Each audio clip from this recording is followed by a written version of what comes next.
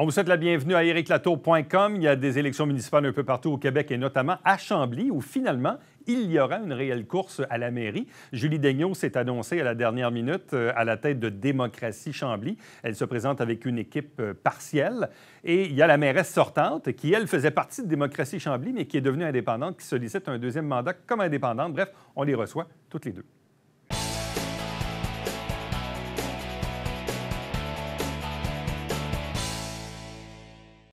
Élection municipale du côté de Chambly. Finalement, la mairesse sortante aura de l'opposition. Elle est avec nous aujourd'hui, Alexandra Labbé. Bonjour et bienvenue. Bonjour. Une mairesse qui est arrivée en cours de mandat dans un contexte de mise en tutelle, donc avec une élection partielle suite à la démission du maire sortant. Donc, ça fait quoi, 2 ans que vous êtes en poste, à peu près? Bon. Sauf que vous êtes arrivé sous une bannière que vous avez laissée tomber, si bien qu'aujourd'hui, vous êtes devant moi comme une mairesse et une candidate indépendante à la mairie. Pourquoi? Mais j'aime pas l'idée que je les ai laissés tomber. En fait, c'est plutôt une idée où j'ai dû suivre, où j'ai dû respecter mon intégrité puis dire que j'étais pas à l'aise dans la situation où je m'étais moi-même mise. Hein. J'ai embarqué dans tout ce concept d'équipe-là de ma pleine volonté. Mais je me suis rendu compte, en fait, une fois en poste, que j'étais très mal à l'aise dans un rôle partisan. Donc, le rôle qui m'était demandé par l'équipe, mais que je m'étais demandé aussi, là.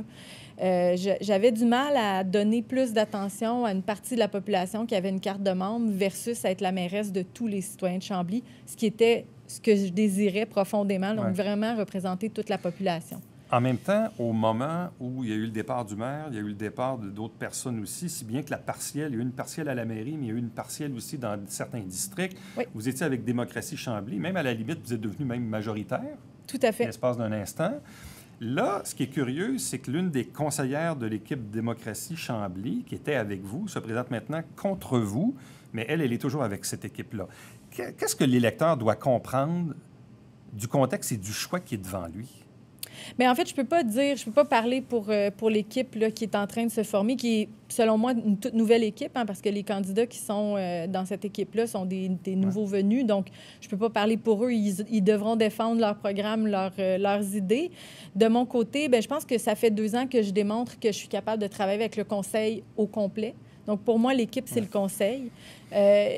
Le côté de l'indépendance que j'aime bien, c'est qu'on est assuré avec un candidat indépendant d'avoir quelqu'un qui est à l'écoute de tout le monde. Donc, il n'y a pas une oreille plus présente pour une partie de la population. Et ça, pour moi, c'est quelque chose de très, très, très important. Ma façon de travailler, je pense que je l'ai démontré là, dans les 2 dernières années. Au pouvoir, en minorité, je suis là pour vraiment être à l'écoute, vraiment être ouverte, puis vraiment prendre le temps que tous les conseillers au conseil soient en mesure de prendre les décisions de manière libre et éclairée, puis soient capables de se faire une tête. Bon, en même temps, quand on regarde la composition du conseil au moment de la dissolution, là, dans les prochaines semaines, là, il y a 3 conseillers sortants qui ne reviennent pas. Exact. Il y a Mme Daigneault qui se présente à la mairie, donc forcément, si elle perd la mairie, elle ne reviendra pas comme conseillère, forcément, c'est mathématique. Les gens là, qui vous croisent puis vous disent « OK, Mme Labbé, disons, on veut voter pour vous, mais là, on vote pour qui dans notre district? » Vous leur répondez quoi à ces gens-là? Bien, en fait, je leur réponds, informez-vous. Rencontrez les candidats, soyez sûrs d'avoir le temps de bien faire répondre à vos questions par les candidats, que ce soit là, de toutes les allégeances possibles. Puis assurez-vous que c'est quelqu'un qui représente bien vos valeurs puis qui a envie d'aller travailler pour vous au conseil. Mais là, je reprends, disons, une deuxième question. Je dis, oui, mais disons qu'on veut vous aider, Mme Labbé, là, pour qui on vote dans le 2, puis dans le 3, puis dans le 8, puis dans... Qu'est-ce que je me souhaite? Un beau conseil rempli d'indépendants qui vont être capables de faire leur choix selon leurs valeurs puis leur façon de penser, pas selon une ligne de parti. OK. Fait qu'on vote indépendant. Bon. Comment avez-vous réussi à prendre la balle au bon au moment où vous êtes arrivé? C'était la mise en tutelle. Oui. Les enquêtes. Des enquêtes, départ de fonctionnaires, directeur général et tout ça. De quelle façon? Puis vous étiez conseillère avant aussi, là? Oui. Comment vous êtes-vous sorti de ça? Cette mise en tutelle-là? Bien, en fait, c'est une bonne chance que je carbure au défi. Donc, bien, on apprend vite, on se débrouille. Je pense que ça a été un travail d'équipe. Je pense que les tuteurs ont quitté quand vraiment le conseil est en mesure de prendre ses décisions, quand les fonctionnaires se sont sentis plus à l'aise aussi. Donc, je pense que c'est un beau travail d'équipe. On a surfé pendant la première année des situations assez difficiles, mais on a réussi à se serrer les coudes, puis on a bien passé au travers. La deuxième année, bien, c'est sûr qu'avec la pandémie, encore une fois, une chance qu'on carbure au défi parce qu'on a continué, puis on a continué une belle restructuration. Je vous dirais qu'on peut se dire, la mission accomplie. Le pire est derrière nous. Maintenant, passons au projet. Quand on sollicite un nouveau mandat, on défend un bilan. Donc, pour Oui. vous, votre bilan des 2 dernières années comme mairesse de Chambly, c'est quoi? Il est à la limite un peu étourdissant. Je regarde ce que j'ai réussi à faire en 2 ans, j'en parle avec mes pairs, d'autres maires, mairesses, puis je réalise qu'en fait, en 2 ans, on a accompli presque l'impossible. On a réussi à restructurer, on a réussi à rétablir la confiance, rétablir les communications. On a vraiment créé une nouvelle dynamique à la ville de Chambly. Puis mon plus grand bonheur, c'est que dans la population, on le perçoit. Plusieurs personnes me l'ont dit, c'est plus la ville qu'on avait avant, on est vraiment rendu ailleurs, on le sent. Donc, on rayonne beaucoup plus, puis ça me fait bien plaisir. Bon. Pour vous, c'est quoi les enjeux ou versus même les engagements que vous avez pour le prochain mandat? Mais je voudrais dire que Chambly, un des principaux enjeux va être en termes d'aménagement du territoire. Ouais. Définitivement, parce que Chambly a atteint, en fait, presque le développement complet de son périmètre urbain. Donc, il nous reste à peu près 5 de terrain non développé. Donc, on est en redéveloppement. C'est souvent ce qui est le plus critique, qui a le plus d'impact sur la population parce qu'on s'entend que c'est notre voisinage qui se transforme. Donc, ça va prendre des élus qui sont capables de prendre des décisions difficiles, qui sont capables d'avoir le courage de bien les expliquer, bien les défendre, puis de travailler avec la population étroitement pour s'assurer qu'on redéveloppe harmonieusement avec ce qu'on a déjà en place. Quelle est votre vision à ce moment-là du développement? On développe un peu, beaucoup, passionnément, en hauteur, pas en fait, hauteur, on peut plus. On peut plus développer. C'est ça qui arrive, c'est qu'on peut plus développer de la manière classique qu'on connaît, donc on peut plus s'étendre. C'est terminé, l'étalement urbain. En fait, on le souhaite pour le Québec au grand complet, mais à Chambly, c'est sûr que c'est terminé. On ne touche plus aux terres agricoles. Donc, il va vraiment falloir, effectivement, vous l'avez dit, aller en hauteur, utiliser des sites qui sont peu ou pas utilisés, puis les redévelopper pour en faire des milieux de vie qui vont ressembler à ce qu'on a déjà à Chambly, parce qu'on le sait, là, on a une belle attractivité, les gens veulent venir nous rejoindre. Mais maintenant, il faut voir comment on partage ce milieu de vie-là pour que ce soit viable pour tout le monde. Est-ce qu'il y a des enjeux de dézonage? Parce que parfois, quand on est limité dans l'aménagement du territoire, certains promoteurs vont arriver avec certaines idées qui ne font peut-être pas l'affaire de tout le monde. Ça crée un peu de clivage dans la communauté. Vous l'avez vécu même, entre autres, non loin de l'Écluse, là, en fait, sur le bord de l'eau, pas loin du pont de la 112. Est-ce que pour vous, il y a des menaces à l'égard de dézonage potentiel? Mais en fait, le fait qu'on est dans la CMM, ça nous enlève en fait une grosse réflexion du zonage au niveau des terres agricoles. Ça, c'est sûr qu'on n'y touche plus. Ce que ça amène, par exemple, c'est que ça amène énormément de pression au redéveloppement, donc de pression à l'intérieur du périmètre urbain. Puis ça, vous avez raison, il va falloir s'assurer de bien comprendre les menaces, mais s'assurer de bien comprendre aussi les opportunités. Parce que plutôt que des menaces, moi, je vois ça comme des opportunités de vraiment s'assurer qu'on va garder un milieu de vie qui est équilibré puis qui permet vraiment d'avoir une belle qualité de vie. Donc, on a du beau redéveloppement à faire, mais oui, c'est plus délicat. Donc, il faut y aller dans la dentelle. Bon. Qu'en est-il de votre vision de développement? Je parlais tantôt de la fameuse usine en question à l'intersection Périgny et le bord de l'eau. Qu'est-ce que vous pensez de ça? Mais en fait, on avait un très beau projet sur la table. Est-ce qu'on a été peut-être trop vite? Est-ce qu'on n'a pas pris le temps d'assez bien informer les citoyens de ce que ça impliquait comme belle retombée? Mais oui, ce sont des projets comme ça qu'il va falloir travailler ensemble puis qu'il va falloir s'assurer de bien intégrer. Parce qu'on s'entend que présentement, c'est un site qui ne redonne pas à la communauté. Hein. On a un site contaminé pour lequel on ne souhaite pas d'accident. Mais c'est sûr que ça peut devenir un site qui sera un beau milieu de vie pour plein de nouveaux concitoyens. Puis c'est un site qui est déjà connecté sur notre transport en commun, qui est déjà desservi par une piste cyclable connectée au reste de notre réseau. Donc, il y a vraiment des belles opportunités de ce côté-là. Donc, il va falloir travailler ensemble pour que les gens puissent bien comprendre ces opportunités-là. Vous souhaitez revenir à la charge avec ça? Bien, en fait, ça ne m'appartient pas. Hein. Promoteur, mais si un promoteur décide d'y aller à nouveau... Bien, c'est pas un buffet ou c'est pas un catalogue, donc c'est pas à moi de choisir. Mais oui, c'est sûr que s'il y a un autre projet, on va être là pour les accompagner. Il faut trouver une façon de revaloriser cette friche industrielle-là. Ça, c'est sans hésiter. Quels sont les enjeux de circulation? Parce qu'il y a la 112, mais pas juste ça. Je veux dire, ça reste, vous l'avez dit tantôt, on est rendu pas mal à côté là, dans le développement. Ça emmène des enjeux de circulation, de déplacement à l'intérieur même de la ville. Puis là, je ne parle même pas du REM qui ne viendra pas à Chambly, là. Mais juste la circulation à l'intérieur de la ville, qu'est-ce qu'on peut faire? Bien, en fait, ça, c'est toujours une question de poule et d'œuf. Hein? On veut plus de transport en commun, mais tant qu'on n'a pas une certaine densité de population, bien, le transport en commun est moins fréquent ou moins adapté. Donc, c'est toujours un peu cette dynamique-là qu'on doit travailler. Il y a la 112. On a une intersection très, très problématique qui est celle de Périgny-Daigneault, qui est liée à tout un autre dossier dossier, tout un autre enjeu qui est celui de l'ancien golf. Donc ça, c'est quelque chose qui va être prioritaire. En fait, c'est une de mes plus grandes priorités. Il faut permettre aux gens qui ont décidé de venir habiter ce secteur-là d'être entendus puis de répondre à leurs enjeux aussi, parce que c'est pas vrai là, qu'un grand parc nature va tout régler. Il faut le faire avec aussi des réponses à ces enjeux-là de circulation et de transport en commun. C'est un secteur qui, présentement, est desservi en taxibus. Donc, il mérite mieux que ça. Là. Et je reviens au dossier du REM, qui ne viendra pas à l'intersection des autoroutes 10 et 35. Donc, quelle est votre vision du transport vers Montréal, vers Brossard? Donc, à partir du moment qu'on sait qu'il n'y aura visiblement pas d'REM, qu'est-ce qu'on peut faire? Qu'est-ce que vous souhaitez? Bien, en fait, moi, je suis toujours celle qui va trouver la porte où ça entre, là, plutôt que de s'acharner sur une porte fermée. Donc, pour moi, c'était vraiment important de s'assurer que la refonte qui va nous permettre un arrimage au REM soit au bénéfice de la population. Donc, ça, on a travaillé étroitement, là, autant les gens du développement du territoire, là, de notre département d'urbanisme, que moi qui ai assisté là, à plusieurs représentations avec EXO et tout ça. On s'est assuré que chaque kilomètre qui allait nous être enlevé pour desservir vers Montréal allait être réinvesti donc dans des services plus fréquents et plus diversifiés aussi. Donc, on va avoir, dès l'arrivée du REM, une desserte de notre parc industriel.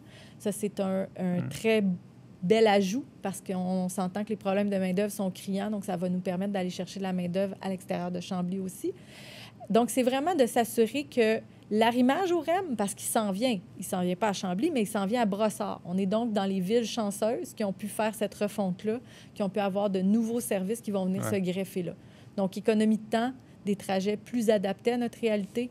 On a bien hâte. Ça s'en vient l'année prochaine. Bon. En terminant, pour vous, est-ce qu'il y a d'autres engagements, d'autres dossiers que vous souhaitez voir évoluer, voir se concrétiser? Bien, définitivement, un centre communautaire. On l'avait dit il y a 2 ans. On avance de plus en plus dans les étapes.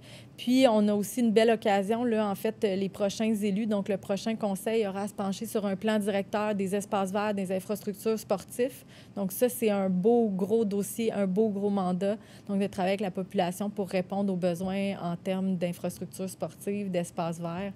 Ça va être quelque chose de bien inspirant, bien intéressant. Ça devrait nous arriver en décembre, donc on va avoir la chance de planifier après ça de beaux ajouts, là. Alexandra Labbé, merci beaucoup. Merci à vous. Restez avec nous, puisqu'au retour, on reçoit l'adversaire de madame, c'est-à-dire Julie Daigneault de Démocratie Chambly.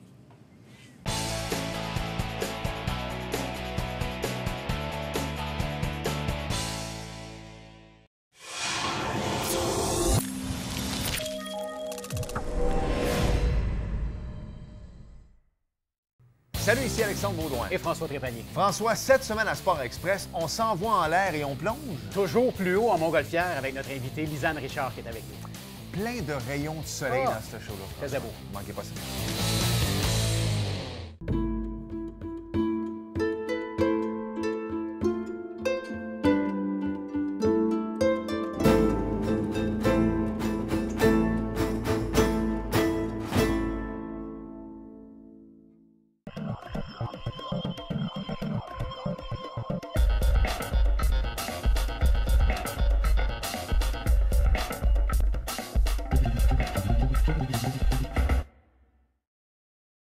Mesdames et messieurs, bon matin et bienvenue à votre télébingo sur les ondes de télévision du Haut-Richelieu. Vous aimeriez jouer au bingo dans le confort de votre foyer?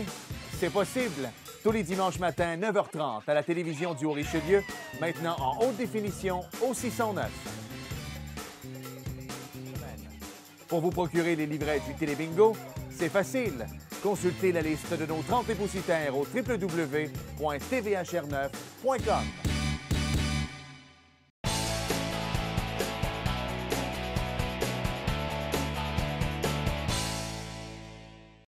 Élection municipale, 7 novembre prochain à Chambly. Il y aura finalement une lutte à la mairie, donc les électeurs seront confrontés à un choix. L'adversaire de la mairesse sortante, c'est la conseillère sortante Julie Daigneault, au nom de Démocratie Chambly. Bonjour et bienvenue. Bonjour. Qu'est-ce qui vous a motivé ultimement à décider de faire le saut à la mairie? Parce que vous savez que si vous perdez la mairie, vous ne pouvez pas revenir comme conseillère. Il n'y a pas de système de colistier dans une ville de 30 000 habitants. Donc, qu'est-ce qui motive votre choix de dire « je me lance à la mairie » ? Bien, c'est sûr que c'est un risque. N'importe qui se lance dans une course prend un risque. Pour moi, c'est important que les citoyens puissent avoir un choix. Dans une saine démocratie, il faut être capable de défendre nos idées, de débattre de nos idées aussi, de les expliquer, puis d'offrir un choix aux citoyens. C'est sûr que quand on se lance, c'est parce qu'on pense qu'on a des idées. Moi, je me lance avec une équipe. Donc, on a une équipe avec laquelle on a des valeurs. On a encore les mêmes valeurs à Démocratie Chambly. On véhicule sensiblement le même message aussi. Ouais. Je pense que c'est important de l'offrir aux citoyens aussi. Bon. Qu'est-ce qui s'est passé à Chambly? Parce qu'à Chambly, il y a eu une mise en tutelle, le maire est parti, il y a eu des élections partielles. Votre équipe Démocratie Chambly était là, la mairesse, Mme Labbé, était la chef ou la candidate à la mairie du parti. Elle est rendue indépendante aujourd'hui. Bref, qu'est-ce qu'on doit comprendre de ce contexte-là d'une équipe qui a changé en cours de route, là? Bien, je pense qu'il y a un vent de renouveau. D'abord, Mme Labbé a quitté 4 mois après son élection, a quitté l'équipe qui l'a fait élire, qui l'a portée au poste de mairesse. Elle était déjà membre et élue sous la bannière de Démocratie Chambly. Donc, elle a choisi maintenant d'être indépendante, de travailler seule. Nous, on a poursuivi, puis on travaille en équipe. Là, Démocratie Chambly, c'est une équipe d'abord, une équipe de citoyens, comme ça a toujours été à la base. Et plus que jamais, ce sont des citoyens qui se sont engagés en politique municipale. Mais j'essaie juste de comprendre, pour l'électeur, est-ce qu'il se dit, bon, ben, je ne sais pas, mais la chicane a pris entre eux autres, puis là, ben, ils ont changé, puis là, c'est plus la même affaire aujourd'hui, puis là, elle se présente contre... Non, je sais pas. J'essaie de comprendre la dynamique pour que l'électeur puisse lui-même se démêler là-dedans. Bon, il faudrait poser la question à Alexandra Labbé, ça c'est clair, sur ses choix à elle. Mais au niveau de Démocratie Chambly, non, puis on n'entretient pas aucune rancune, on n'entretient pas de chicane, on n'entretient rien, on ne veut pas ça. Elle a fait ses choix, elle a fait un choix de devenir indépendante, de travailler seule, et nous, on a fait le choix de rester. Moi, j'ai fait le choix de rester. Je suis une fille d'équipe, je suis une femme qui aime travailler avec les gens. Pour moi, c'est important de travailler, de partager nos idées, de les confronter ensemble, nos idées aussi. Bon. Mais comme vous êtes issus de la même formation au départ, donc oui, l'électeur a un choix entre vous et Mme Labbé, mais en quoi ce choix-là est-il différent? Pour nous, le travail d'équipe, c'est un travail qui nous permet de bien comprendre l'ensemble des enjeux, d'écouter les gens, de travailler avec eux aussi, d'avoir des gens qui viennent de leur milieu, de leur district, de leur secteur aussi, qui sont capables de rapporter les enjeux. Je pense que ça donne une proximité avec le citoyen qui est plus grande et ça nous permet de pouvoir les partager en équipe aussi. Je pense que c'est ça, c'est un enjeu. Le travail d'équipe, c'est un travail aussi, c'est pas juste des élus ou des candidats qui sont ensemble, c'est aussi d'aller vers les citoyens puis de leur parler, de pouvoir aller chercher chez eux leurs souhaits puis leurs désirs de ce que devra être Chambly. Avez-vous des engagements qui sont différents? Avez-vous une vision de l'avenir de Chambly qui est différente que Mme Labbé? On n'a pas des visions, je ne pense pas qu'on a des visions très opposées. Il y a des choses peut-être sur lesquelles on diverge un peu, mais pour nous, en fait, elle aura à débattre de son programme, mais pour nous, on veut vraiment mettre le citoyen au cœur des décisions. C'est eux qui font vivre nos villes. Ce sont les citoyens, peu importe que ce soit à Chambly ou dans d'autres villes, ce sont eux qui choisissent de s'établir dans une ville. Disons que je précise ma question. Donc, sur quel point vous ne vous entendez pas, disons?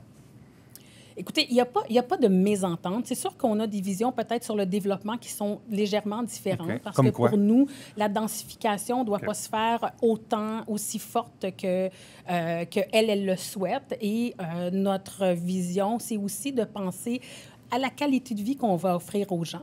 Donc, c'est aussi de dire, ça prend des logements sociaux, ça prend un environnement aussi où on va... faut mettre autant, en fait, il faut mettre autant d'énergie qu'on va mettre à la densification, qu'on va mettre à protéger notre environnement.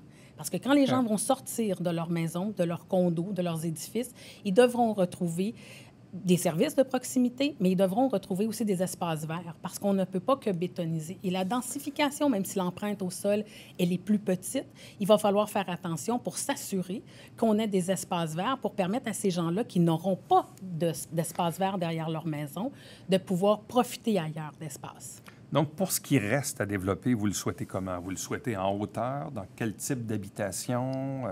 Où on ne dézone pas du tout, on ne fait rien, on ne touche pas rien, on met des parcs, je ne sais pas. Comment vous voyez l'avenir du développement? C'est sûr qu'il y a un effort collectif à faire, par exemple, dans la CMM, dans la communauté métropolitaine de Montréal. Il va falloir faire un effort pour freiner l'exode. C'est ce qui nous est demandé. Mais ça ne doit pas se faire au détriment de perdre le cachet unique de Chambly puis son patrimoine. Il ne faut pas oublier que Chambly a une grande histoire et a un patrimoine à protéger. Donc, il va falloir choisir les lieux où on fera de la hauteur et de la densification. Ça se fait dans un centre-ville, mais en même temps, il ne faudra pas oublier qu'on a d'autres secteurs aussi dans lesquels on a déjà mis une concentration de gens. Donc, il faut aussi penser à ça quand on va replanifier comme il faut notre ville. Quelle est votre opinion sur le développement du fameux secteur de l'intersection de la 112 et du bord de l'eau, où il y a l'ancienne usine qui est là? C'est un peu de patrimoine industriel, si on veut. Il y a déjà eu un projet, malheureusement, bon, ça ne s'est pas fait, puis il y a eu un débat là-dessus. Pour vous, ce secteur-là, comment on peut le réhabiliter ou le restaurer? Moi, je pense que ça prend une mixité sociale puis une mixité d'usage.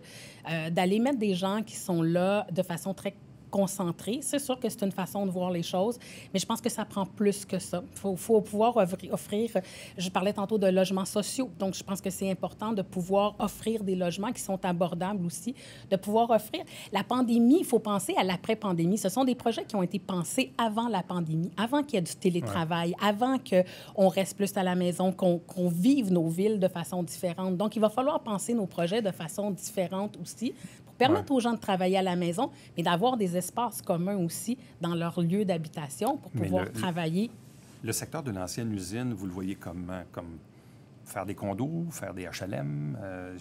Qu'est-ce que vous voyez là qui pourrait être intéressant pour la ville? Moi, j'y vois une mixité d'usage. Donc, c'est-à-dire, oui, il peut y avoir des condos, oui, il peut y avoir des résidences pour personnes âgées, ça peut être un projet qui soit là aussi, mais il peut y avoir des espaces communs aussi, puis une vie. Il faut qu'il y ait une vie qui se crée là parce que c'est quand même un milieu enclavé. C'est un milieu où il faut traverser la 112 pour pouvoir atteindre le Vieux-Chambly. C'est un milieu où il va falloir prendre la voiture pour se déplacer plus que si on était dans un autre endroit. Donc, il faut bien réfléchir ces espaces-là. Bon, parlons de l'auto. Problème de circulation. Chambly a fait le plein pas mal de citoyens. Il n'y a pas plus de routes, mais il y a plus de monde. Oui. Comment voyez-vous les problématiques de circulation à l'intérieur de la ville? Comment on peut améliorer ça? C'est sûr que d'avoir une ville qui est repensée comme un village, donc où les gens peuvent se déplacer plus facilement à pied pour faire l'ensemble de leurs activités, que ce soit leurs courses pour pouvoir aller manger, leurs spectacles, etc. Je pense que ça, faut le penser, mais il faut donner aussi, il faut être capable d'avoir du transport en commun qui ne sera pas juste du transport en commun qui va aller vers Montréal. Parce que sinon, notre ville va demeurer une ville aussi dortoir. On va juste grossir le problème. Il faut travailler de concert avec les autres villes, puis avec les autres paliers gouvernementaux pour pouvoir avoir ce transport en commun-là, puis voir accorder notre développement ensemble aussi pour pouvoir faciliter. Mais c'est sûr que ça prend une mixité. Encore la même chose dans la mixité des usages, mais aussi ça prend un cocktail de mobilité. Pour ce qui est de la 112, est-ce qu'on doit réaménager des intersections ou encore le branchement qui se fait en direction de la 30, en fait, là, direction Brossard? Est-ce qu'on doit réaménager la 112? Il va falloir repenser notre 112, mais on ne peut pas la repenser seule parce qu'on ne pourra pas la repenser quand on va rentrer dans Chambly puis quand on va sortir de Chambly. Il faut s'accorder avec les autres villes pour le faire aussi parce que sinon, ça peut créer des problèmes de circulation qui vont être beaucoup plus grands aussi. Il va falloir penser à comment on transporte les gens de Carignan à Chambly, de Chambly à Richelieu, de Chambly à Marieville aussi, parce que nos travailleurs ne viennent pas exclusivement de Chambly. Donc, on a besoin de main-d'œuvre qui vont se déplacer d'une ville à l'autre aussi. Il va falloir travailler en équipe sur ça. Et quand on parle de déplacement, il y a aussi l'autre problématique qui est vers Montréal. Le REM va arriver, mais va s'arrêter à Brossard. Il ne se continuera pas jusqu'à Chambly. Le gouvernement a changé d'idée là-dessus. Donc, pour vous, comment satisfaire les besoins de déplacement vers l'extérieur pour les gens de Chambly s'il n'y a pas de REM? Il va falloir bien planifier, puis bien planifier en comprenant bien leur point de départ puis leur point d'arrivée et à quel moment ils le font. Je pense qu'aussi, il va falloir se pencher, on le sait par les études, que les gens vont beaucoup vers Montréal, mais il va falloir aussi regarder maintenant c'est quoi l'impact de la pandémie. Est-ce qu'on est capable de garder des gens aussi qui vont plus travailler chez nous, dans nos industries, dans nos entreprises, et quel est l'impact aussi du travail à la maison? Ça aussi, ça va donner. Il va falloir aussi voir l'efficacité maintenant de la nouvelle configuration du transport pour amener jusqu'au REM, parce que les autobus vont partir des quartiers pour amener les gens vers le REM. Donc, ça, vous êtes à l'aise avec ça? Oui. Bien, oui et non. Oui, je suis à l'aise dans l'optique où si ça va bien fonctionner. Vous savez quand on va au jour 1, on va être capable de mesurer exactement si les citoyens... Je vais être à l'aise quand les citoyens seront bien avec ça. Si les citoyens ne sont pas bien, il faudra à ce moment-là s'asseoir puis faire des pressions puis négocier avec les autres paliers gouvernementaux pour revenir ou pour trouver des solutions.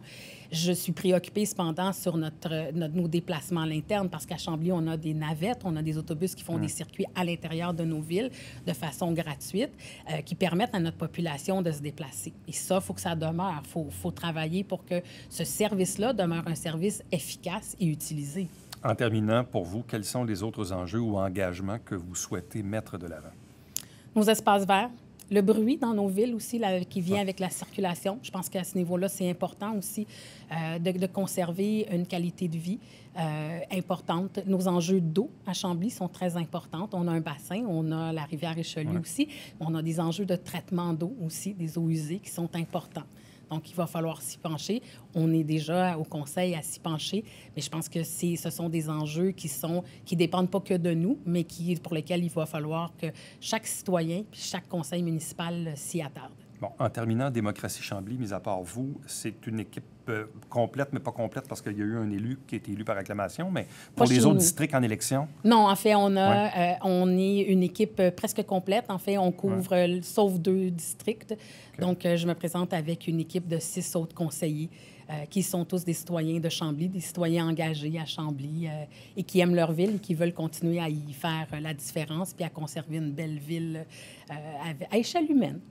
Julie Daigneault, merci beaucoup. Ça me fait plaisir. Restez avec nous. Au retour, le mot de la fin.